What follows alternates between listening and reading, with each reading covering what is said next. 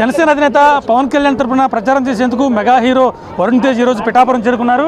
ప్రస్తుతం మనతో ఉన్నారు. ఆయన అడిగి సరే దేవుని ఏం కోరుకున్నారు? అది ఇక్కడ వచ్చిన పని మా బాబాయ్ ఇక్కడ పిఠాపురం నుంచి నుంచుంటున్నారు.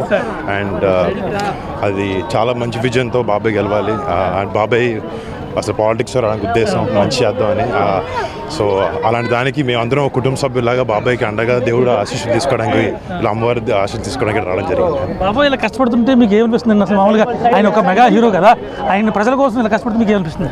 అంటే యూజువలీ ఇంట్లో కోసం పనిచేయడం అలా అది చాలా వరకు చాలా చోట్ల చూస్తుంటాం, ఇంట్లో తమ్ముళ్ళకి అక్కలకి అన్న చెల్లికి.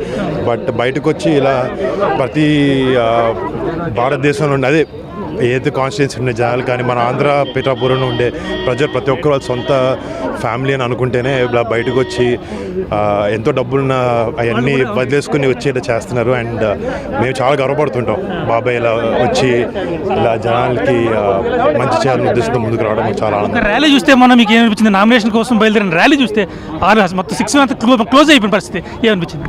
దద్దరు వెళ్ళిపోయింది.